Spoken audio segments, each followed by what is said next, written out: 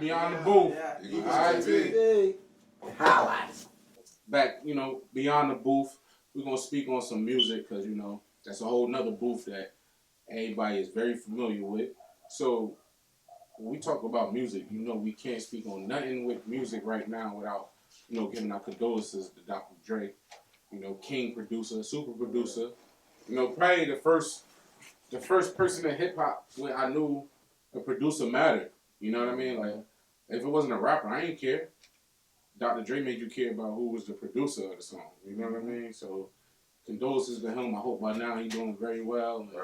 And, every time I was seeing Dr. Dre in the last couple of years, he looked like an action figure. Yeah, it looked super healthy. So that's just to tell you that it's not always about, what people look like on the outside. You know what I mean? We gotta make sure your mental right. Gotta make sure your spirit right. All that. So, Dr. Dre, man, stick around. We need some more of them hits. Some more of that Chronic, Chronic 2021. You know what I mean? Let me get one of those. We love that. And, just get well, bro. So, with that being said, Dr. Dre, who y'all, if I had to ask y'all who Dr. Dre biggest artist he ever put out? Snoop. Nate, if I had to ask you, Dr. Dre biggest artist? Because he put out a few. M. So Snoop ain't gonna like that. What you think? Yeah, I'm gonna watch our shit now, bro. I'm gonna go Snoop too. I'm gonna say M. Snoop was my first favorite rapper. Mm-hmm. So let's get that clear. My first favorite rapper. Like, I literally thought Snoop Dogg could really turn into a dog. Mm-hmm. I didn't think that was fake. I thought that was a real thing we could actually do.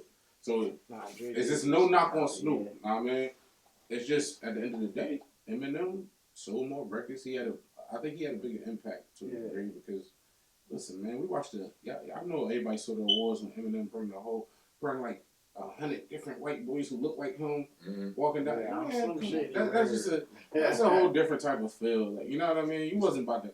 MTV would have never let Snoop have 100 Snoop Dogs walking around. You know what I mean? But it's just when your impact is so big, it's certain stuff that they can't tell you no. He did have an impact. He was the first white rapper. Listen, how about this? Y'all know Eminem was the first rapper to get paid to do Summer Jam. Was he? I didn't know that. Fact. I didn't know that. Before Eminem, if you didn't do Summer Jam, they strictly, we're not playing your music. Word. Summer Jam, Hot 97 had it on lock so hard that it wasn't no Power 105. So if you want your music played in New York, you're going to listen to what we need. You're going to do us a favor. Right. We doing this show, we need you there. Eminem came, Eminem ain't need no Hot 97 radio play. Right. They needed Eminem songs. Yep. He was already. He got paid and he set the precedent. So when you get a lot of rappers, you feel some type of way about Eminem. If they getting paid to do Summer Jam, they should holler at Eminem and shoot him a quick thank you. Because if it wasn't for him, y'all still be performing just to say, can y'all play my music? Right. And I'm sure it's people who still performing just because of that. For free. You know what I mean? So Summer Jam. Yeah, so that's here nor there. But that goes into what I want to talk about with the Eminem and Snoop, because we all sit up here. 2 people said Snoop, 2 people said Eminem. And so it's obvious they 2 big artists that came from the same person. Obvious they crossed paths before.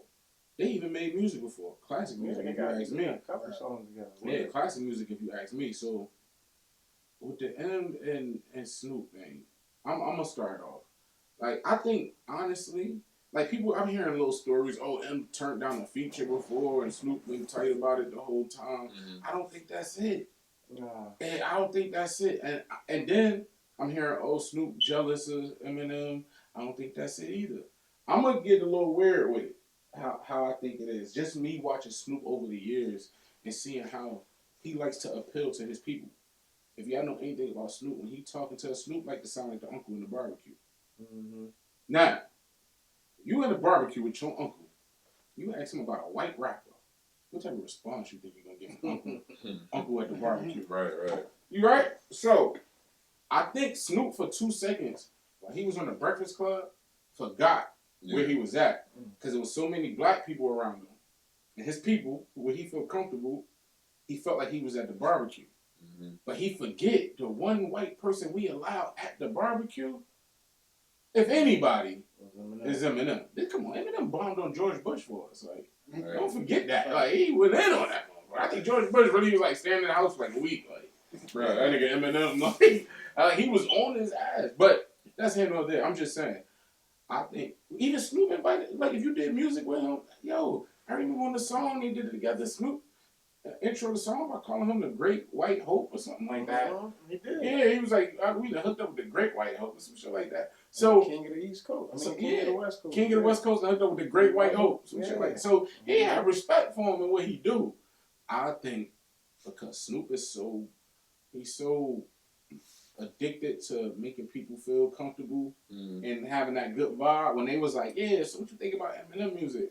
Like I could live without it. He felt like he was just chopping it up. He forget, yo, everybody's saying this. We thought y'all was cool. Y'all both from Dre. You don't supposed to feel like this about Eminem. And I ain't gonna lie, I was kind of disappointed in Snoop because Snoop, like I said, one of my favorite rappers, and now he one of my favorite people. Yeah. Just in general, you know what I mean? So I was kind of taken back because I know Snoop not to always go with the popular. You're not going with the popular vote. Yeah. It's more like, yo, this is how I feel. He cursed out Gayle King. Like, you know what I mean? Like, come on. So I'm thinking, damn, Snoop, you could have put some more perspective on that. You probably could have helped the whole bias argument of Eminem, man. Now, I mean, you could have been the one that's like, look, I know some of y'all don't listen to it. All my homies don't listen to it. But you can't deny that boy greatness. Yeah. Can't deny that boy wordplay. Yeah. Snoop said, I could live without it. So when it comes to music, I can live. When it comes to music, I can live without that. How can you live with somebody that you did a feature with? Yeah, somebody that made money off it. How can you live out with somebody that's part of your history because y'all connected to the same mentor? Right. Right. Yeah, it was weird, man. I think Snoop kind of dropped the ball right there. Like I done seen Snoop do a lot in his career, and not many times I questioned him. This is probably one of the few times. Like even when he drops Sexual Seduction, I remember when that video first came on. What the hell is this nigga doing? And then I'm jamming to it like, yo, nah, this is that joint. So I never questioned Snoop until then. I'm like, bro, you ain't have to do that. What y'all think about it? I think more so.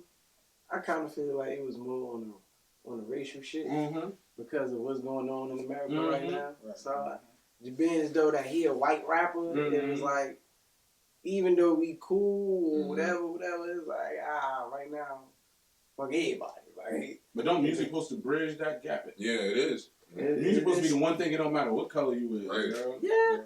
Yeah, definitely. But it's supposed to be like that with sports too. That's why people don't call Big Pun the best rapper, because he's Spanish. See, music. The thing about music, man, and I love it to death, especially hip hop. I love it to death, but it's hypocritical. The same stuff we feel bad and slighted about, we do to other people through music. Facts. Yeah, we got hip hop, and I get it.